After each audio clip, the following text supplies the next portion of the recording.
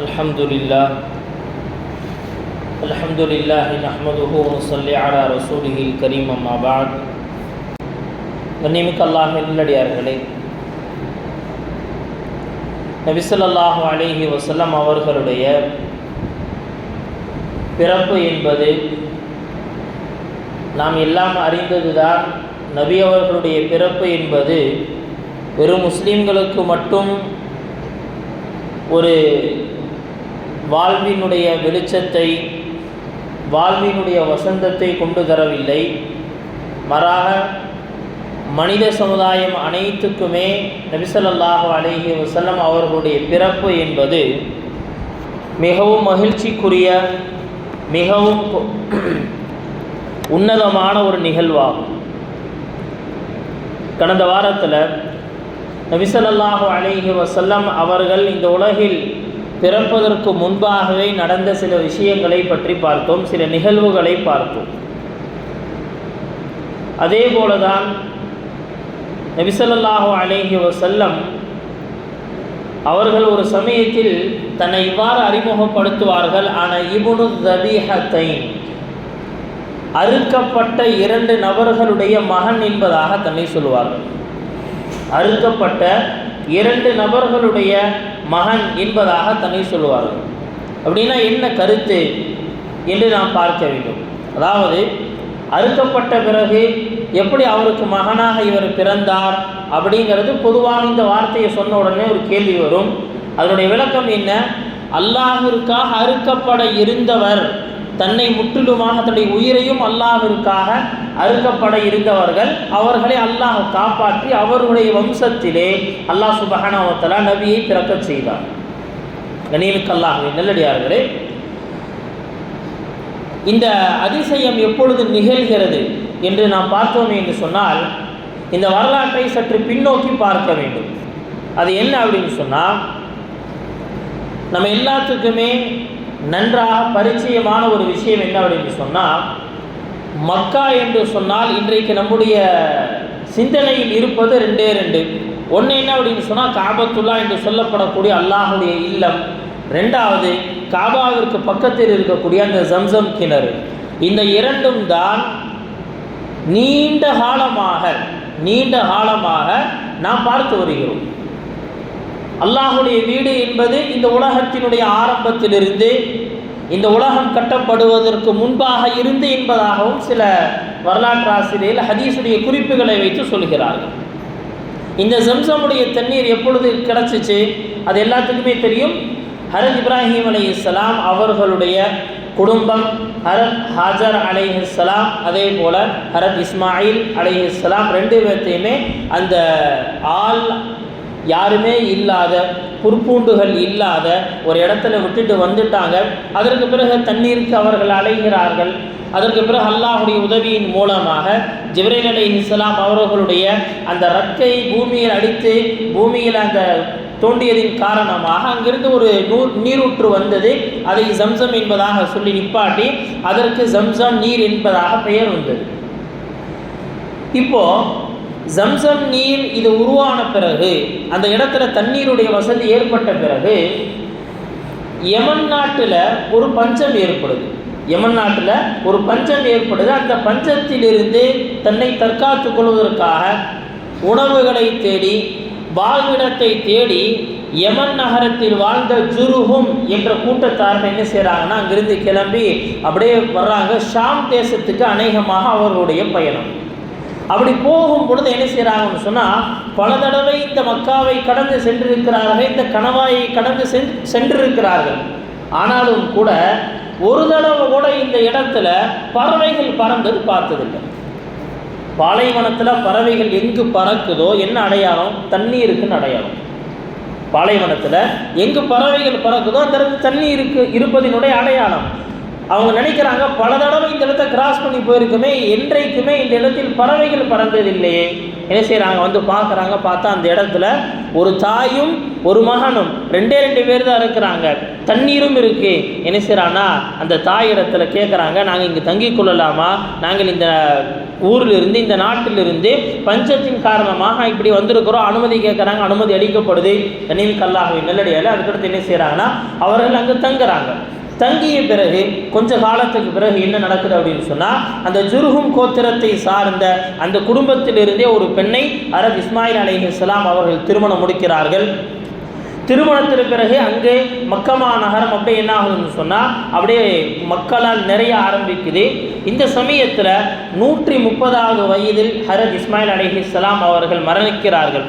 இஸ்மாயில் அலைஹிஸ்ஸலாமுடைய சந்ததியினர் வாழும் காலத்தில் இஸ்மாயில் அலைஹிஸ்ஸலாமுடைய அந்த குடும்பத்தை சார்ந்தவர்களுக்கும் இந்த ஜுர்ஹும் கோத்திரத்தார்களுக்கும் இடையில ஒரு சின்ன பிணக்கு ஏற்பட்டு, சண்டை ஏற்பட்டு என்ன செய்கிறாங்கன்னா, இந்த ஜுர்ஹும் கோத்திரத்தார்கள் அவங்க என்ன செய்கிறாங்கன்னா, அந்த நேரத்தில் அவர்கள் ஜெயிச்சிட்டாங்க.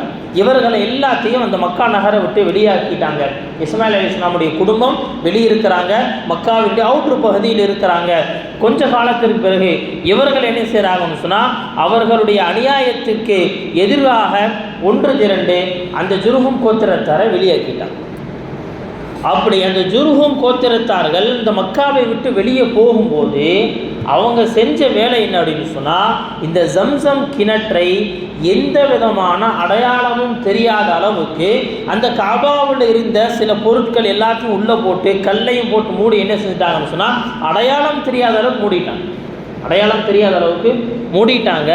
இப்போ இஸ்மாயில் அலைஹிஸ்ஸலாமுடைய குடும்பத்தார்கள் மக்காவுக்கு உள்ளே வந்தாச்சு. ஆனாலும் கூட இந்த கிணற்றை பற்றி உண்டான எந்த விதமான சிந்தனையும் அவரிடத்துல இல்லை. இப்படியே என்னாகுங்க, கிட்டத்தட்ட 1000 ஆண்டுகள் 2000 ஆண்டுகள் அப்படியே கழியுது. பல நூற்றாண்டுகள் என்னாகுது, அப்படியே கழியுது. இப்போ ஒரு நாள் மக்காவில் ஹஜ்ரத் நபி ஸல்லல்லாஹு அலைஹி வஸல்லம் அவர்களுடைய பாட்டனார் அப்துல் முத்தலிப், அவங்களுடைய பாட்டனார் அப்துல் முத்தலிப் அவங்க காபாவுக்கு பக்கத்தில் இருக்கக்கூடிய இந்த ஹத்தீம் அப்படிங்கிற பகுதி, இந்த காபாவுடைய ஃபோட்டோவை பார்த்தோம்னா சரி தெரியும், சைடில் ஒரு அரைவட்ட வடிவத்தில் ஒரு என்னன்னா கொஞ்சம் சின்ன சிவர் இருக்கும். அந்த ஹத்தீமுடைய பகுதியில் என்ன செய்கிறாங்கன்னா, அவங்க தூங்கிட்டு இருக்கிறாங்க. தூங்கி கொண்டிருக்கும் போது கனவில் ஒருத்தர் வர்றாரு, வந்து சொல்கிறார், ஒஹ்ஃபிர் அல் பர்ரா, பரிசுத்தமான நிலத்தடி நீரை நீங்கள் தோண்டி எடுங்க அப்படின்னு. பர்ரா அப்படின்னு சொல்கிறாங்க, பரிசுத்தமான அந்த தண்ணியை வெளியே கொண்டு வாங்க அப்படின்னு கேட்குறாரு. ஒமல் பர்ரா, பரிசுத்தமான தண்ணி அப்படின்னா என்ன? பதிலே சொல்ல அவர் போயிட்டார்.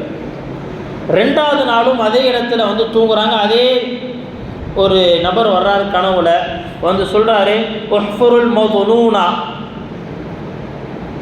ரொம்ப வேல்யூபிளான ஒரு பொருள் இருக்குது, அதை தோண்டி எடு அப்படிங்கிறார். கேட்குறாரு, அப்படின்னா என்ன அர்த்தம்? புரியல, போயிட்டார். 3வது நாள் வர்றாரு, வந்து அதே இடத்துல தூங்கி கொண்டிருக்கிறாங்க அப்துல் முத்தலிப். அதே கனவு வருது. அந்த மனிதர் வந்து சொல்கிறார், ஒரு தொய்பா, பரிசுத்தமானதை தோண்டி எடு அப்படிங்கிறார். எனக்கு எதுவுமே புரியல. கேட்குறாரு, ஒமத் தொய்பா, பரிசுத்தமானது அப்படின்னா என்ன தோண்டி எடுக்கிறது ஒன்றும் புரியலையே. இப்போ என்ன செய்யறான், 3ஆம் நாள் கனவு முடியுது. 4வது நாள் கனவுல அந்த வார்த்தையை சொன்னாங்க, ஜம்சம், ஜம்சம் நீரை தோன்றி எடுங்க, ஜம்சம் கிணத்தை நீங்கள் தோண்டி எடுங்க.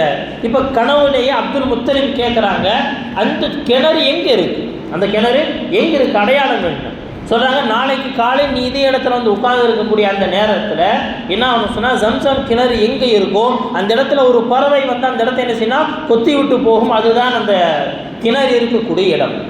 மறுநாள் காலையில் அப்துல் முத்தலிப் வந்து அமர்ந்திருக்கிறார். வந்து அமர்ந்து பார்த்துக்கிட்டே இருக்கிறாங்க. ஒரு பறவை வருது, அநேகமாக அது காகம் என்பதாக வரலாற்று ஆசையை எழுதியிருக்கிறாங்க. வந்து என்ன செய்யணும், அந்த இடத்துல கொத்திட்டு போயிருச்சு. அந்த இடத்துல கொத்திட்டு போயிருச்சு. இப்போ என்ன செய்யணும், அந்த சமயத்தில் மக்களுக்கு அறிவிப்பு செய்கிறாங்க, இந்த இடத்துல தான் நம்முடைய முன்னோர்களான இஸ்மாயில் அலைஹிஸ்ஸலாம் அவர்கள் மூலமாக இந்த உலகிற்கு கிடைத்த ஜம்சம் அப்படிங்கிற அந்த கிணறு இந்த இடத்துல தான் இருக்குது. நம் வரலாறுகள் கேட்டிருக்கோம், நாம் நம்முடைய முன்னோர்கள்ட்ட கேட்டிருக்கோமே, இது இந்த இடத்துல தான் இருக்குது, எனக்கு சொல்லப்பட்டிருக்கு. அதனால் என்ன செய்ய போகிறேன்னா, இதை நான் தோண்ட போகிறேன் அப்படின்னு சொல்கிறாங்க. இதை நான் தோண்ட போகிறேன்னு சொன்ன உடனே மக்காவில் இருக்கிற மக்கள்லாம் என்ன செய்கிறாங்க, அப்துல் முத்தலீப் உங்களுக்கு ஏதோ மண்டைகிட்ட குழம்பி போச்சு, ஏதோ கனவு பார்த்தா அப்படின்னு சொல்லி கனவுல பார்த்ததுக்காக ஒரு வேலையை செய்ய முடியுமா அப்படின்னு சொல்கிறாங்க. ஆனால் அப்துல் முத்தலீப் அவங்களுக்கு ரொம்ப தெளிவாக என்ன அப்படின்னு சொன்னால், இந்த விஷயம் பட்டிருக்கு, அல்லாஹ் தஆலா அந்த வேலையை அவர்களை கொண்டு தான் வாங்கணும் முடிவு செஞ்சுட்டான். இப்போ என்ன செய்கிறாங்க, யாரும் என்ன செய்யலைன்னா இதுக்கு உதவி செய்யலை, யாருமே உதவி செய்யலை. கனிமிக்க அல்லாஹ்வின் நல்லடியார்களே, இந்த இடத்துல இன்னொரு விஷயத்தை ஆழமாக பார்க்கணும். அப்துல் முத்தலிபும் அவருடைய மகன் ஹாரிஸ், அந்த சமயத்தில் அப்துல் முத்தலிபுக்கு ஒரே ஒரு பையன்தான். என்ன செய்கிறாங்கன்னு சொன்னால், ரெண்டு பேர் தான் குடியை தோன்றாங்க. அல்லாஹ் சுப்ஹானஹு வ தஆலா ஒரு வேலையை ஒரு நபருக்கு சொந்தமாக்கிட்டா, ஒரு நபரின் மூலமாக வாங்கிட்டான்னு சொன்னால், அந்த வேலையினுடைய ஆரம்ப நேரத்தில் யாரும் இருக்க மாட்டார், அவர்களை மட்டும் வைத்து அல்லாஹ் தஆலா சில வேலைகளை வாங்குகிறார். நியமிக்க அல்லாஹ்வின் நல்லடியார்களே, அந்த அடிப்படையில் என்ன செய்கிறாங்கன்னு சொன்னால், அப்துல் முத்தலிப் என்ன செய்கிறாரு, மண்ணை கீழே தோண்டி மகன்கிட்ட கொடுக்குறாரு. மகன் என்ன செய்கிறாருன்னா எடுத்து வெளியே கொட்டுறாரு. கிட்டத்தட்ட 3 நாள் என்ன தொடர்ந்து அந்த குழி வெட்டப்பட்டு கொண்டே இருக்கு. 3ஆவது நாள் என்னாச்சுன்னு சொன்னால் தண்ணீர் வர ஆரம்பிச்சிருச்சு. மக்களுக்கெல்லாம் ஒரு பெரிய ஆச்சரியம். என்னாச்சுன்னு சொன்னால், அப்துல் முத்தலிப் உண்மையிலே சரியான சேவையை தான் செஞ்சிருக்கிறார். இப்போ என்னாச்சுன்னு சொன்னால், அந்த ஜம்சம் கிணறு அந்த குறைஷி குலத்தினுடைய அப்துல் முத்தலிப் நபியினுடைய குடும்பத்திற்கே சொந்தமானதாக ஆயிடுச்சு. என்ன செய்கிறாங்கன்னா, அவர்கள் தான் ஹாஜிகளுக்கு தண்ணீர் புகட்டக்கூடிய அந்த பொறுப்பை எடுக்கிறாங்க. பக்கத்தில் ஒரு தண்ணீருடைய ஹவுஸ், ஒரு பெரிய ஹவுஸ் ஒன்று கட்டுறாங்க. தண்ணீரை எடுத்து நிரப்புவார்கள். வர்றவங்களுக்கெல்லாம் தண்ணி எடுத்து கொடுத்துட்டே இருப்பாங்க. கனிமிக்க அல்லாஹ்வின் நல்லடியார்களே, அன்றைய மக்காவில் தண்ணீருடைய தேவைங்கிறது ரொம்ப அளவுக்கு அதிகமான ஒரு தேவை. ஆனால் அந்த தேவையை என்ன செஞ்சாங்க, அல்லாஹ் சுப்ஹானஹு வ தஆலா அப்துல் முத்தலிபை வைத்து இந்த ஜம்சம் கிணற்றை கண்டுபிடிக்க வைத்து அல்லாஹ் தஆலா அந்த தேவையை பூர்த்தி செஞ்சு கொடுக்குறார். அந்த அப்துல் முத்தலிப் என்ன செய்கிறாங்கன்னு சொன்னால், அந்த கிணற்றை தோண்டும் பொழுது ஒரே ஒரு பையன் தான் இருக்கிறான், வேறு யாருமே ஹெல்ப்புக்கு இல்லை. இப்போ சொன்னாங்க, அல்லாஹ் தஆலா எனக்கு 10 ஆண் குழந்தைகளை கொடுத்தால் அதில் ஒருவரை நான் அல்லாஹ்விற்காக அறுத்து பலியிடுவேன் அப்படின்னு சொல்லி என்ன செய்கிறாங்க, அவரும் சொல்லிட்டு. நியமிக்க அல்லாஹ்வின் நல்லடியார்களே, அந்த காலத்தினுடைய வழக்கம் இந்த மாதிரி அல்லாஹ்வுக்காக அறுத்து பலியிடுதல் அப்படிங்கிற ஒரு பழக்கம் இருந்துச்சு. இது மார்க்கத்தில் அனுமதிக்கப்பட்டதா இல்லையா அப்படிங்கிறத பற்றி பேச வரல. என்ன செய்கிறாங்கன்னா, நியத்து செஞ்சுட்டாங்க. அதே போல் அல்லாஹ் சுப்ஹானஹு வ தஆலா அவர்களுக்கு 10 ஆண் குழந்தைகளை கொடுக்குறான். இப்போ என்ன செய்கிறாங்கன்னு சொன்னால், அவங்களுக்கு இந்த நேர்ச்சி நினைவுக்கு வருது. இப்போ இந்த நினைவுக்கு வந்த பிறகு என்ன செய்கிறாங்க, தன்னுடைய வீட்டில் இருக்கக்கூடிய ஆண் குழந்தைகள் எல்லாத்தையும் கூப்பிட்டு என்ன செய்கிறாங்க, இந்த விஷயத்தை பேசுகிறாங்க. எல்லாரும் ஒரே வார்த்தையில் சொல்கிறாங்க, தந்தையே நீங்கள் என்ன நேர்ச்சி செய்தீர்களோ அந்த நேர்ச்சியை நீங்கள் நிறைவேற்றிக்கோ. நியமிக்க அல்லாஹ்வின் நல்லடியார்களே, இது யாருடைய குடும்பம்? இஸ்மாயில் அலைஹிஸ்ஸலாமுடைய குடும்பம் அல்லவா இவங்க. இஸ்மாயில் அலைஹிஸ்ஸலாம் என்னங்க சொன்னாங்க, இப்ராஹிம் அலைஹிஸ்ஸலாம் உன்னை அறுத்து பலியிடுவதை போல நான் கனவு பார்த்தேன் அப்படின்னா என்ன சொன்னாங்க, ஃபஃஅல் மா ஷித் ஃபஃஅல் மா துஅமர். என்னுடைய தந்தையே உங்களுக்கு என்ன ஏவப்பட்டிருக்கோ அதை செஞ்சுக்கோங்க. சதஜிதுனி இன்ஷா அல்லாஹு மினஸ் ஸாபிரீன். நீங்கள் என்னை பொறுமையாளராக பெற்றுக்கொள்வீர். என்னை அறுக்க போறீங்க அல்லாஹ்வுக்காக, நான் பொறுத்துக்கிறேன். அதே வார்த்தைனா அந்த வம்சத்தில் வந்த நபர்கள் சொல்கிறாங்க, தந்தையே நீங்கள் என்ன நேர்ச்சி செஞ்சீங்களோ அல்லாஹ்வுக்காக செஞ்சுட்டீங்க, அதை நீங்கள் செஞ்சிருங்க. இப்போ எப்படி செய்கிறது, சீட்டு குலுக்கு போட்டு பார்க்குறாங்க. யாருடைய பேர் வருதுன்னு சொன்னால், நபி ஸல்லல்லாஹு அலைஹி வஸல்லம் அவருடைய தந்தை அப்துல்லாவுடைய பெயர் வருது. நபியினுடைய தந்தை அப்துல்லாவுடைய பேர் வருது. அப்துல்லாவுக்கு இன்னும் கல்யாணமே ஆகலை. நபியினுடைய தந்தை அப்துல்லா அவர்களுக்கு இன்னும் திருமணமே ஆகலை. எல்லாராலும் நேசிக்கப்படக்கூடிய ஒரு நபர் அப்துல்லா, எல்லாராலும் நேசிக்கப்படக்கூடியவர். இன்னும் சொல்ல போனால் அப்துல் முத்தலிப் அவர்களுடைய நேசத்திற்கு ரொம்ப நெருக்கமானவர் அப்துல்லா. எப்படி இல்லாமல் போக முடியும்? அல்லாஹ் சுப்ஹானஹு வ தஆலா யாருடைய முதுகந்தண்டில் நபி அவர்களை வைத்திருக்கிறானோ அவர் எப்படி மக்களுக்கு பிரியம் இல்லாமல் போக முடியும்? என்ன செய்கிறாங்கன்னா, இப்போ ஆனால் அவர் முடிவு செஞ்சுட்டார், நான் சீட்டு குலுக்கி போட்டு எடுத்து பார்த்தாச்சு, அப்துல்லாவுடைய பெயர் வந்துருச்சு, எவ்வளவு பிரியமாக இருந்தாலும் பரவாயில்லை, அவர் நான் அறுத்தாங்க. என்ன செய்கிறாங்க, அவங்களுடைய சகோதரிகள் எல்லாம் என்ன செய்கிறாங்க, கேட்டுக்கிறாங்க, தந்தையே அப்துல்லாவுக்கு பகரமாக என்ன செஞ்சுக்கோங்கன்னா வேற ஏதாவது செய்யுங்க. எதுவுமே கேட்கறது தயாரில்லை. அப்துல் முத்தலிப் சொன்னால், நான் மக்காவினுடைய தலைவன், நான் ஒரு நேர்ச்சியை செஞ்சுட்டு எனக்கு பிடிச்சிருக்குங்கிறக்காக நான் இன்னைக்கு மாற்றி செஞ்சேன்னு சொன்னால் எனக்கு கீழுள்ளவர்களுக்கு நான் என்ன பதில் சொல்லுவேன்? என்ன செய்கிறாங்க? கூட்டிகிட்டு கிளம்பிட்டாங்க. மக்காவினுடைய இன்னொரு தலைவர் வந்து முன்னாடி நின்றுட்டாரு. வந்து சொன்னார், அப்துல்லாவை நான் அறுக்க விட மாட்டேன், அப்துல்லாவை நான் அறுக்க விட மாட்டேன். சொன்னால் அது எப்படி அறுக்க விட மாட்டேன்? நான் நேர்ச்சி செஞ்சுருக்கேன், மக்காவினுடைய தலைவன் நான் என்ன செய்ய மாட்டேன், விட மாட்டேன். அவர் சொன்னார், நானும் மக்காவினுடைய தலைவன் தான், நானும் கண்ணியமான குடும்பத்தில் உள்ளவன் தான், அப்துல்லாவை நாங்கள் அறுக்க விட மாட்டோம். மக்கா நகரம் முழுக்கவே சேர்ந்துருச்சு. அப்துல்லாவை நபி ஸல்லல்லாஹு அலைஹி வஸல்லம் அவருடைய தந்தையை அறுப்பதற்கு யாரும் அனுமதிக்கல. சரி, யாருமே அனுமதிக்கல, இந்த நேர்ச்சை எப்படி நிறைவேற்றுகிறது? அந்த காலத்தில் ஒரு வழக்கம் இருந்தது. ஒரு நபர் கொலை செய்யப்பட்டு விட்டால் அந்த கொலைக்கு பகரமாக நஷ்ட ஈடாக, கொலைக்கு பகரமாக நஷ்ட ஈடு ஒன்று இவரை கொலை செய்யணும். அப்படி இல்லை, குடும்பத்தார்கள் மன்னிச்சு விட்டுட்டாங்க அப்படின்னு சொன்னால் என்ன செய்யணும் சொன்னால், ஒரு 10 ஒட்டகங்கள் அந்த குடும்பத்தாருக்கு தரப்படும். இப்போ நீங்கள் அல்லாஹுடைய வீட்டுக்காகத்தானே இவரை நேர்ச்சி செஞ்சீங்க, இதோ அல்லாஹுடைய வீட்டுக்காக ஒரு 10 ஒட்டகத்தையும் இவருடைய பெயரையும் என்ன செய்வோம், எழுதி சீட்டு குலுக்கி போட்டு பார்ப்போம். அப்துல்லாவுடைய பேரை வந்துச்சு அப்படின்னு சொன்னால் இன்னொரு 10 ஒட்டகத்தை அதிகப்படுத்திக்குவோம். இல்லை 10 ஒட்டகம் அப்படின்னு அந்த சீட்டில் வந்துச்சுன்னா அதை குர்பானி கொடுக்கலாம். முழு மக்கா நகரமும் திரண்டு நிற்குது. அப்துல் முத்தலீபுடைய குடும்பத்தில் நடக்கவிருக்கக்கூடிய இந்த ஒரு ஆச்சரியத்தையும் இந்த செயலையும் காண்பதற்காக முழு மக்காவும் ஒன்று சேர்ந்து நிற்கிறாங்க. நபி ஸல்லல்லாஹு அலைஹி வஸல்லம் அவருடைய தந்தை அப்துல்லா, அவருடைய பெயர் என்ன செய்யப்படுது, எழுதி போடப்படுது. இன்னொரு பக்கம் என்ன அப்படின்னு சொன்னால் 10 ஒட்டகங்கள். அன்றைக்கு சீட்டு குலுக்கி போடக்கூடிய ஒரு முறை என்ன அப்படின்னு சொன்னால், அம்புல பெயர் எழுதுவார்கள். அம்புல பெயர் எழுதுவாங்க. ஒரு இதில் போட்டு என்ன செய்யணும், குலுக்கி வெளியே எடுப்பாங்க. எந்த அம்பு வெளியே வருதோ அதில் எழுதப்பட்டது தான் நிறைவேற்றப்படும். என்ன செய்கிறாங்கன்னு சொன்னால், அப்துல்லா 10 ஒட்டா அப்படின்னு எழுதி என்ன செய்கிறாங்க, போட்டு வெளியே எடுக்கிறாங்க. வெளியே எடுத்தா அப்துல்லாவுடைய பெயர் வருது. மக்கள் சொன்னாலும் இல்லை 20 ஒட்டகத்தை போடுங்க. என்ன செய்கிறாங்க, 20 ஒட்டகம் எழுதப்பட்டு உள்ளே போட்டு 20 ஒட்டகம் ஒரு இடத்துல நிப்பாட்டப்பட்டுச்சு. குலுக்கி மறுபடியும் வெளியெடுக்கிறாங்க. பார்த்தா மறுபடியும் யாருடைய பெயர் வருது, அப்துல்லா அப்படின்னு பெயர் வருது. சொன்னாலா இன்னொரு 10 ஒட்டகத்தை சேர்த்திக்கோங்க, 30 ஒட்டகம். அப்படியே என்ன அது குலுக்கி போடுறாங்க. மறுபடியும் அப்துல்லா நபியோடைய தந்தையின் பெயர் தான் வருது. மக்கள் எல்லாத்துக்கும் என்ன அப்படின்னு சொன்னால் ஒரே பதட்டம். என்னடா எத்தனை தடவை குலுக்கி போட்டாலும் என்னது அப்துல்லாவுடைய பேர் தானே தொடர்ந்து வந்து கொண்டே இருக்கு.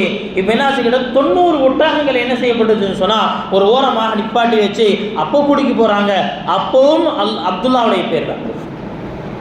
இப்போ என்ன செய்கிறாங்கன்னு சொன்னால் மறுபடியும் அந்த அம்புல 100 ஒட்டகம், அதற்கடுத்து அப்துல்லா குலுக்கி போட்டு வெளியே இருக்கிறாங்க. வெளியே வந்து விழுந்த அம்பை எதுங்க, அப்துல்லாங்கிற வந்து வரல. இப்போ விழுந்தது 100 ஒட்டகம். மக்கள் எல்லாத்துக்கும் பெரிய சந்தோஷமாயிருச்சு. இப்போ அப்துல் முத்தலிப் முடிவு செய்தார், இனிமேல் ஒரு நபருக்கு பகரமாக, ஒரு நபருடைய கொலைக்கு பகரமாக நீங்கள் நஷ்ட ஈடாக கொடுக்கணும்னு சொன்னால், இதுவரைக்கும் 10 ஒட்டகம் இருந்துச்சு, இனிமேல் 10 ஒட்டகம் இல்லை, அல்லாஹ்விடத்தில் அங்கீகரிக்கப்பட்டது 100 ஒட்டகம் அப்படிங்கிறத அந்த அன்னைக்கு முடிவு செய்கிறார். கனிமிக்க அல்லாஹ்வின் நல்லடியார்களே, என்ன செய்யப்படுது, அந்த இடத்துல அப்துல்லா அவர்கள் பாதுகாக்கப்படுறாங்க. 100 ஒட்டகங்கள் அல்லாஹ்வுக்காக குர்பானி கொடுக்கப்படுது. நபி ஸல்லல்லாஹு அலைஹி வஸல்லம் யாருடைய முதுகந்தண்டில் இருக்கிறார்களோ, யாருடைய உடலுக்குள் இருக்கிறார்களோ, அல்லாஹ் அவரை பாதுகாத்தார். கனிமிக்க அல்லாஹ்வின் நல்லடியார்களே, அப்போ யோசிச்சு பார்க்கணும், நபி அவர்கள் இந்த உலகிற்கு வருவதை யாராலும் தடுக்க முடியாது. அது மட்டும் இல்லை, தடுக்க நினைத்தால் அதனுடைய விலை அதிகம், விலையும் அதிகம். 100 ஒட்டகங்கள். அதைத்தான் நபி அவங்க சொல்லுவாங்க, அன இப்னு தபீஹத்தைன், அறுக்கப்பட இருந்த 2 நபர்களுடைய மகன் நான். அல்லாஹ்விற்காக அறுக்கப்பட இருந்தவர்கள். ஒன்று என்னுடைய தந்தை இஸ்மாயில் அலைஹிஸ்ஸலாம், இன்னொன்று யாருங்க, என்னுடைய தந்தை அப்துல்லா. 2 பேருமே அறுக்கப்பட இருந்தவர்கள். ஆனால் அவர்கள் அல்லாஹ்வுக்காக அறுக்கப்படலை, அவர்கள் பாதுகாக்கப்பட்டார்கள். ஆனால் அல்லாஹ்விற்காக தன்னை அர்ப்பணிப்பதற்கு தயாராகிவிட்டவர்கள். கனிமிக்க அல்லாஹ்வின் நல்லடியார்களே, இந்த உலகிற்கு நபி ஸல்லல்லாஹு அலைஹி வஸல்லம் அவர்கள் வருவதற்கு முன்பாக நடந்தது இந்த ஒரு அதிசயம். நபி அவர்கள் இந்த உலகிற்கு வருவதற்கு முன்பாக நடந்த இன்னொரு அதிசயம் என்ன சொன்னாங்க, நபி அவர்கள் இந்த உலகில் பிறப்பதற்கு 50 அல்லது 55 நாட்களுக்கு முன்பாக ஒரு பிரச்சனை நடக்குது. அது என்ன அப்படின்னு சொன்னால், யமன் நகரத்தினுடைய ஒரு ஆளுநராக இருந்தவன் அபரஹா. அபரஹா என்ன செய்கிறான் அப்படின்னு சொன்னால், அவன் பார்க்குறான் அதிகமாக மக்கள் காபத்துல்லா மக்கா நகருக்கு போகிறாங்க. மக்கள் எங்கே அதிகமாக ஒன்று சேர்றாங்களோ அந்த இடத்துல என்ன ஆகும்னு சொன்னால் பொருளாதார மேம்பாடும் சேர்ந்து ஏற்படும். மக்கள் வருவாங்க, வியாபாரத்தை செய்வாங்க, அங்கே நிறைய தேவைகள் ஏற்படும். அப்போ என்னன்னா பொருளாதார அந்த வளர்ச்சியும் ஏற்படும். மக்கள் என்ன செய்வாங்க, அந்த ஊரை ரொம்ப கண்ணியமான முறையில் பார்ப்பாங்க. இப்போ அவன் என்ன செய்கிறான்னா, அவன் ஒரு கிறிஸ்துவன், அவன் என்ன செய்கிறான், பார்க்குற இது என்ன மக்கள் எப்போ பார்த்தாலும் மக்காவுக்கு போயிட்டு இருக்கிறாங்க, நம்ம என்ன செய்கிறான்னு சொன்னால் நம்முடைய யமன் நகரத்தில் ஒரு கோயிலை கட்டுவோம், ஒரு சர்ச்சை ஒன்று கட்டுவோம், மக்கள் எல்லாத்தையும் இங்கே வந்து தவாஃப் செய்ய சொல்லுவோம், இந்த இடத்துக்கு வர சொல்லுவோம் அப்படி என்ன செய்கிறான், ஒரு சிங்கார மாதா கோயிலை தயார் செஞ்சு மக்கள் எல்லாத்துக்கும் அறிவிப்பு செஞ்சிடறான். இனிமேல் இந்த ஊரில் இருந்து யாரும் மக்காவுக்கு போகக்கூடாது, அங்கே போய் எப்படி ஒரு புனித இடமாக நீங்கள் சுற்றி வருகிறீர்களோ அது இங்கே தான் இருக்கு. அதோட என்ன செஞ்சுருக்கோம், ரொம்ப அழகான முறையில் பிரம்மாண்டமான முறையில் கட்டப்பட்டிருக்கு அப்படின்னு சொல்கிறான். ஆனால் இயற்கையாக அல்லாஹ் மக்களுடைய உள்ளங்களை அந்த வீட்டின் பக்கம் இழுத்து வைத்திருக்கிறான். ஏன் அந்த வீடு எப்படிப்பட்ட வீடு, பில் பைத்தில் அதீக், ரொம்ப பழமையான வீடு. இது யாருடைய வீடு, பைத்துல்லாஹ், அல்லாஹுடைய இல்லம். அந்த அல்லாஹுடைய இல்லம் அப்படிங்கிறத அதன் பக்கம் எப்படி உள்ளம் ஈர்க்கப்படாமல் போகும். வரலாற்றில் ஒரு சம்பவம் எழுதப்பட்டிருக்கு. நூஹ் அலைஹிஸ்ஸலாமுடைய காலத்தில் ஒரு பெரிய வெள்ளப்பெருளையும் ஏற்படுது, அப்படிதானே? நூஹ் அலைஹிஸ்ஸலாமுடைய கூட்டம் அது என்ன செய்கிறாங்க, தண்ணீரில் மூழ்கடிக்கப்பட்டார்கள். நூஹ் அலைஹிஸ்ஸலாம் அவர்களும் அவர்களை சார்ந்த முஸ்லீம்களும் என்ன செய்கிறாங்கன்னா அந்த கப்பலில் ஏறி பயணம் செய்கிறார்கள். அந்த கப்பல் நூஹ் அலைஹிஸ்ஸலாம் அவருடைய கப்பல் என்ன செய்யுதுன்னு சொன்னால், கப்பல் புறப்பட்டு நேராக காபா இருக்கிற இடத்திற்கு வந்து காபத்துல்லாவை ஒரு தவாஃப், அதாவது 7 சுற்றுகள் சுற்றிய பிறகுதான் அடுத்த நகர்வை நோக்கி சென்றதாம். அல்லாஹ்வின் நல்லடியே, உலகத்தில் நம்மை பொறுத்த வரைக்கும் அறிவில்லாத மரங்கள் கூட காபாவின் பக்கம் இழுக்கப்படும் அப்படிங்கும் போது உணர்வுள்ள மக்கள் எங்கே போவோம்? மக்கள் யாரும் என்ன செய்யலை, யமன் நகரத்தினுடைய அந்த சிங்கார மாதா கோயிலுக்கு போகிறதுக்கு தயார் இல்லை. அது மட்டும் இல்லாமல் சில மக்காவை சார்ந்த வாலிபர்கள் என்ன செஞ்சுட்டாங்கன்னு சொன்னால் அந்த இடத்தை அசிங்கப்படுத்தியதாக வரலாறுகள் இருக்குது. இன்னும் சில இடத்துல என்ன செய்யப்பட்டிருக்குன்னா பக்கத்தில் என்ன செஞ்சாங்க, தீ மூட்டி விட்டதின் காரணமாக அது முழுக்கவே எரிஞ்சிருச்சு. மொத்தத்தில் அங்கு நடந்த ஏதோ ஒரு அசம்பாவிதத்திற்கு இந்த காபா இருக்கிறனால தானே இந்த மக்கள் அங்கே போகிறாங்க, அதை நான் இடிச்சு தள்ளுறேன் அப்படின்னு சொல்லி என்ன செஞ்சுட்டா ஒரு பெரிய படையோடு அபரஹா கிளம்புகிறார். அல்லாஹ்வின் நல்லடியார்களே, யாருடைய வீட்டை இடிப்பதற்கு கிளம்புறார்? இது அல்லாஹுடைய வீடு இல்லையா? இது அல்லாஹுடைய வீடு இல்லையா? மக்களுடைய உள்ளங்கள் என்ன செய்து பதட்டமாக இருக்கு. மக்காவை நோக்கி நெருங்க என்ன செய்யறான்னா, அந்த மக்காவுக்குள்ளே இவன் நுழைஞ்சிடக்கூடாதுங்கிறதுக்காக வழியில் இருந்த எத்தனையோ மக்கள் என்ன செய்யறாங்கன்னா தன்னுடைய படைகளை வைத்து தடுக்கிறார்கள். ஆனால் அபரஹாவினுடைய படை நீண்ட படை, ஒரு பிரம்மாண்டமான படை, எல்லாத்தையும் அடித்து தோக்கடிச்சு என்ன செஞ்சிடறான்னு சொன்னால் அப்படியே அவர்களை கொன்று ஒழிக்கிறா. நிறைய விஷயங்கள் அங்கே நடக்குது. அப்படியே மக்காவுக்கு பக்கத்தில் வந்தாச்சு அபரஹா பக்கத்தில் வந்த உடனே அல்லாஹ்வின் நல்லடியார்களே, என்ன நடக்குது, மக்காவுடைய அவுட்டரில் நிறைய ஒட்டகங்கள் மேய்ஞ்சிக்கிட்டு இருக்கு. அங்கே என்ன செய்யறான்னா விசாரிக்கிறா, இதெல்லாம் யாருடைய ஒட்டகம் அப்படின்னு. அப்போது ஒருத்தர் சொல்கிறாங்க, இங்கே இருக்கக்கூடிய ஒரு 200 ஒட்டகம் இருக்கு, இது எல்லாமே மக்காவினுடைய தலைவர் அப்துல் முத்தலிப் அவருக்கு சொந்தமான ஒட்டகம். அப்படியா, அது எல்லாத்தையும் பிடிச்சிட்டு வா, மக்காவினுடைய தலைவர் தானே. இப்போ என்ன செய்யலாம், பேசி ஏதாவது ஒரு சமரசத்துக்கு வந்துடும். ஒன்று மக்கள் அங்கே வரணும் அல்லது இது இடிக்கப்படணும், ஏதாவது என்ன செய்வோம் பேசுவோம் அப்படின்னு. இப்போ நடக்கிறது என்னங்க, இப்போ என்ன ஆகுதுன்னு சொன்னால் தகவல் அப்துல் முத்தலிப் அவங்களுக்கு போது மக்கா நகரம் முழுக்கவே ஒரே பதட்டமான நிலை, எல்லா மக்கள் பயந்துக்கிறாங்க. அப்துல் முத்தலிப் சொன்னாரா, யாரும் பயப்படாதீங்க, யாரும் பயப்பட தேவையில்லை, இந்த காபா அல்லாஹுடைய வீடு, இதை பாதுகாக்கக்கூடிய பொறுப்பாக அவனும் எடுத்திருக்கோம். அதனால் என்ன செய்யணும், எல்லா மக்காவை காலி பண்ணிட்டு வெளியே போயிருங்க. மக்காவுக்கு அவுட்டர் இருக்கக்கூடிய அந்த மலைகளுக்கு மேலே எல்லாமே ஏற சொல்லிட்டாங்க. அல்லாஹ்வின் நல்லடியார்களே, அப்துல் முத்தலிப் சில குறைஷி தலைவர்களோடு என்ன செய்கிறாருன்னா அபரஹாவை பார்க்கறதுக்கு வர்றாரு. அப்துல் முத்தலிப் அவர்களுக்கு அல்லாஹ் சுப்ஹானஹு வ தஆலா என்ன செஞ்சிருக்கானா, இயற்கையாக ஒரு பெரிய கம்பீரத்தையும் ஒரு அழகையும் கொடுத்துருக்கான். அந்த அழகிற்கு காரணம் சொல்லுவாங்க, காரணம் என்ன தெரியுமா, ஏற்கனவே அவருடைய உடம்புல தான் நபி அவர்கள் இருந்தார்கள். அவங்களுடைய உடலில் இருந்து தான் அப்துல்லாவுடைய உடலுக்கு மாறினார்கள். இப்போ என்ன ஆகுது அப்படின்னு சொன்னால், அப்துல் முத்தலிப் அவரை பார்த்த உடனே அபரஹாவை பொறுத்த வரைக்கும் மிகவும் கம்பீரமான ஒரு மமதை பிடித்த ஒரு ஆளுநர், ஒரு அரசன். அவன் யாரையுமே தனக்கு சரிசமமாக உட்கார விரும்ப மாட்டான். அதனால் என்ன செய்வானா, வந்தால் கீழே உட்கார வைப்பான். ஆனால் அப்துல் முத்தலிபை பார்த்த உடனே என்ன சொன்னால், ஒரு பயம் கலந்த ஏதோ ஒரு கம்பீரம், பயம் கலந்த ஒரு கண்ணியம் அவங்களுக்குள்ள ஏற்படுது. என்ன சொன்னால், கீழே ஒரு விரிப்பை விரித்து அபரஹாவும் அப்துல் முத்தலிப் 2 பேருமே அதே இடத்துல உட்காந்துட்டாங்க. சில அறிவிப்புகளில் தனக்கு நிகராக இன்னொரு சிம்மாசனம் போடப்பட்ட அப்துல் முத்தலிப் அமர் வைக்கப்பட்டார் என்பதாக சொல்லப்படுது. சரி, இப்போ 2 பேரும் பேச்சுவார்த்தை நடத்துகிறாங்க. பேச்சுவார்த்தை நடத்தி என்ன செய்கிறான்னா, அது அல்லாஹ்வுடைய வீடு, அதை பற்றி நான் பேசுறதுக்கு வரல, என்னுடைய 200 ஒட்டகத்தை கொடுங்கிற. அபரஹா பார்க்குறான், என்னப்பா மக்காவினுடைய பெரிய தலைவர் அப்படிங்கிறீங்க, போய் அந்த நான் எதுக்காக வந்திருக்கேன்னு தெரியும்ல, அந்த காபாவை இடிக்கிறதுக்காக வந்திருக்கிறேன், காபாவை இடிப்பதற்காக வந்திருக்கிறேன், போய் 200 ஒட்டகம் வேணும்னு கேட்டுக்கிட்டு இருக்கிறேன். அப்போ அப்துல் முத்தலிப் சொன்னாரா, இந்த ஒட்டகத்தினுடைய பொறுப்பாளன் நான், இந்த ஒட்டகம் எனக்கு சொந்தமானது, எனவே இதை நான் கேட்குறேன், அந்த வீடு அந்த ரப்புக்கு சொந்தமானது, அவன் பாதுகாத்து கொள்வான். சொன்னாரே, 200 ஒட்டகத்தை கொடுத்து அனுப்பிச்சி விடுங்க, 200 ஒட்டகத்தை கொடுத்து அனுப்பிச்சி விட்டுருங்க, நம்ம என்ன செய்யலாம், நம்முடைய படையை கிளப்பலாம் அப்படின்னு செஞ்சுட்டாங்க. அந்த 200 ஒட்டகத்தை வாங்கிட்டு வெளியே வரும் பொழுதே அப்துல் முத்தலிப் நியத்து செய்கிறார், நேர்ச்சி செய்கிறார், யா அல்லாஹ் உன்னுடைய காபாவை பாதுகாப்பதற்காக உனக்காக இந்த 200 ஒட்டகத்தையும் குர்பானி கொடுத்தார். நியத்தை செஞ்சுட்டு என்ன செய்யறாரு, கிளம்பி வர்றாரு. காபாவுடைய அந்த திரையை பிடித்து அழுகிறார், அந்த கதவை பிடித்து அழுகிறார், யா அல்லாஹ் எல்லாருமே அவரவருடைய இடத்தை பாதுகாத்துக் கொள்வாங்க, இந்த வீடு உனக்கு சொந்தமானது, இதை நீயே பாதுகாத்துக்கொள், இதை பாதுகாக்கக்கூடிய சக்தி எங்கள்கிட்ட இல்லை அப்படின்னு துவா செஞ்சுட்டு அவர் கிளம்பிட்டாங்க. நியமிக்க அல்லாஹ்வின் நல்லடியார்களே, அபரஹாவுடைய படை கிளம்பி மக்காவுக்குள்ள நுழையும் பொழுது ஒரு சின்ன சைஸ் உள்ள ஒரு குருவி, அபாபீல் அப்படிங்கிறதாக அல்லாஹ் சுப்ஹானஹு வ தஆலா குர்ஆன்ல அதற்கு பெயர் வைத்திருக்கிறார். தைரன் அபாபீல், அபாபீல்ங்கிற ஒரு சிறிய பறவை வருது, வந்து என்ன செய்யுது, சின்ன சின்ன கல்லை வாயில் வச்சுட்டு வருது, வந்து என்ன செய்யணும், அந்த யானை படைகளில் இருக்கக்கூடிய நபர்கள் மேலே, யானைகள் மேலே அப்படியே போடுது.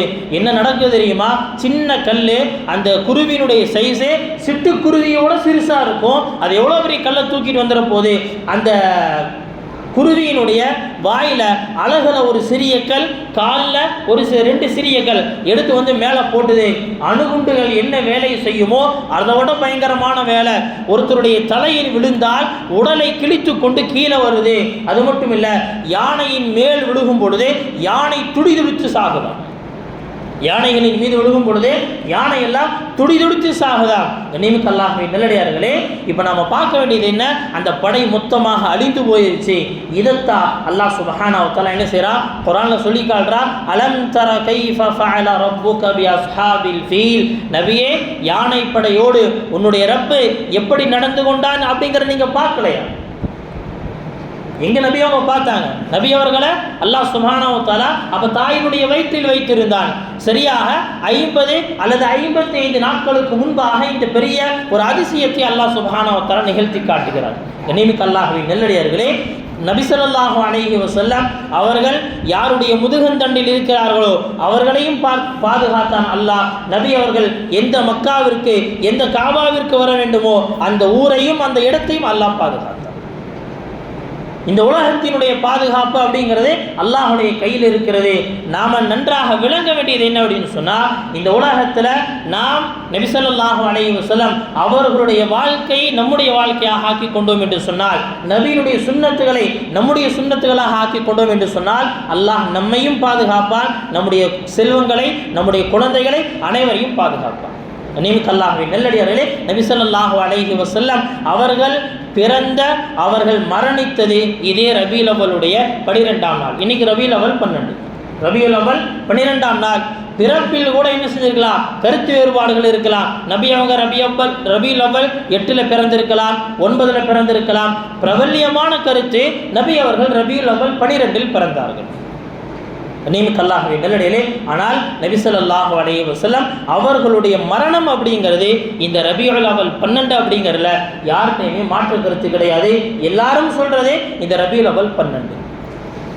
நபி ஸல்லல்லாஹு அலைஹி வஸல்லம் அவர்களுடைய வருகையும் நபி ஸல்லல்லாஹு அலைஹி வஸல்லம் அவர்களுடைய பிரிவும் எப்படி இருந்தது அப்படிங்கிறத அனஸ் ரலியல்லாஹு அன்ஹு அழகான ஒரு வார்த்தையோடு சொல்லுவாங்க. நபி ஸல்லல்லாஹு அலைஹி வஸல்லம் அவர்கள் மதீனாவுக்குள்ள வர்றாங்க, ஹிஜ்ரத் செஞ்சு மதீனாவுக்குள்ள வர்றாங்க. லம்மா கான யௌமுல் லதி தகல ஃபீஹி ரசூலுல்லாஹ் ஸல்லல்லாஹு அலைஹி வஸல்லம் அல் மதீனா அல்லாஹ மின்ஹா குல்லு ஷை. நபி அவர்கள் எப்போ மதீனா நகருக்குள் நுழைந்தார்களோ நான் உணர்ந்தேன் மதீனா முழுக்கவே ஒளிமயமாக மாறிவிட்டது. மதீனா முழுக்கவே ஒளிமயமாக மாறிவிட்டது. அதனால தான் மதீனாவினுடைய பேரை என்னங்க, அல் மதீனத்துல் முனவ்வரா, ஒளி பொருந்திய மதீனா நகர். ஒளி பொருந்திய மதீனா நகர் அல் மதீனத்துல் முனவ்வரா. அதே ஹரத் அனஸ் ரலியல்லாஹு சொல்றாங்க, ஃபலம்மா கான யௌமுல் லதீ மாத ஃபீஹி ரசூலுல்லாஹ் ஸல்லல்லாஹு அலைஹி வஸல்லம், எந்த தினத்தில் நபி அவர்கள் இந்த மதீனாவில் மரணித்தார்களோ, நபி அவர்கள் மரணித்த மதீனா அந்த நாள் எப்படி தெரியுமா இருந்துச்சு, அஸ்லம மின்ஹா குல்லு ஷை, மதீனாவினுடைய எல்லா பொருளுக்குள்ளுமே ஏதோ ஒரு இருள் படிந்ததை போல மாறிடுச்சு. கனிமிக்க அல்லாஹ்வின் நல்லடியார்களே, ஆனாலும் கூட இந்த உலகத்தை பொறுத்த வரைக்கும் அல்லாஹ் சுப்ஹானஹு வ தஆலா யாராக இருந்தாலும் இந்த மரணத்தை எழுதியிருக்கிறார். இந்த உலகத்தில் யாராக இருந்தாலும் அவருக்கு மரணத்தை எழுதியிருக்கிறார். அது நபியாக இருந்தாலும் இந்த உலகத்தில் நீண்ட காலம் நிரந்தரமாக இருந்துவிட முடியாது. இந்த உலகத்திலிருந்து நபியும் மரணித்து தான் தீரணும். அதனால தான் அரபியில் ஒரு அழகான ஒரு விஷயத்தை சொல்லுவாங்க, மரணம் என்பது ஒரு அம்பை போல, இன்றைக்கு நீ அதனுடைய குறியிலிருந்து தப்பி விடலாம், ஆனால் நாளைக்கு அந்த குறி உன்னை நோக்கி வந்தே தீரும். அந்த குறி நம்மை நோக்கி தான் இருக்கிறது. கண்ணியமிக்க அல்லாஹ்வின் நல்லடியார்களே, நபி ஸல்லல்லாஹு அலைஹி வஸல்லம் மரண நேரத்தில் நமக்கு சொல்லி சென்ற மிக உன்னதமான நிறைய உபதேசங்கள் இருக்கு. அதில் ரொம்ப ஷார்ட்டாக ரெண்டு விஷயத்தை சொல்லுவாங்க.